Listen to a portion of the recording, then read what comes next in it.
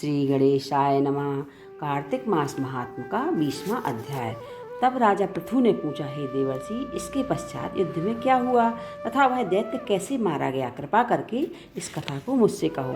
नारद जी ने कहा, जब गिरिजा वहाँ से अदृश्य हो गई तो गंधर्वी माया से विलीन हो गई तो भगवान ऋषभ चैतन्य हो गए। उन्होंने लोलिकता व्यक्त करते हुए बड़ा क्रोध किया तो फिर भगवान शंकर जलंधर से युद्ध करने लगे। जलंधर शंकर के बाणों को काटने लगा, परंतु जब काट ना सका तो उसने माया की पार्वती बनाकर अपने रथ से बांध ली, जो विलाप कर रही थी। अपने प्रिय पार्वती को इस तरह कष्ट में पड़ा देख के लौलिक लीला दिखाते हुए शंकर जी सांसारिक जनों की तरह व्याकुल हो गए और उन्होंने अग्निपुंज की तरह भयंकर रौद्र रूप धारण कर लिया।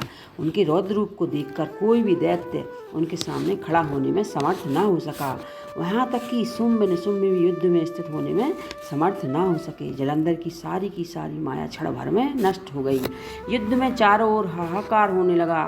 शिव जी ने उन भागते शुंभ निशुंभ को श्राप देकर दृढ़ धिक्कार कर कहा, तुम दोनों बड़े दुष्ट हो, तुमने मेरा बहुत बड़ा अपराध किया है। तुम पार्वती को मारते थे और युद्ध में भागते हो। भागने को हम मारना पाप है, इसलिए मैं तुम्हें नहीं मारूंगा, परंतु गौरी तुम्हें अवश्य मारेंगी। शिव जी के ऐसा कहने पर समुद्रपुत्र जलंधर क्रोध में अग्नि के समान प्रज्वलित हो उठा।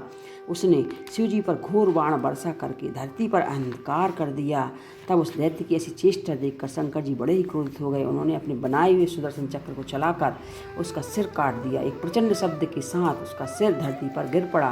भयंकर हाहाकार होने लगा। अंजल पर्वत के समान उसके शरीर के 2 खंड हो गए। उसके रुधिर से संग्राम भूमि व्याप्त हो गई, सारी धरती विफल हो गई। शिव जी की आज्ञा से उसका रक्त और मांस महागौरव में जाकर रक्त का कुंड हो गया और उसके शरीर का तेज निकलकर शंकर जी के शरीर में वैसे ही प्रवेश कर गया जैसे कि वृंदा का तेज गौरी के शरीर में प्रवेश कर गया था। जलंधर को मरा देखकर देवता और गंधर्व सब प्रसन्न हो गए। बोलिए कृष्णचंद्र भगवान की जय। 20वां अध्याय समाप्त।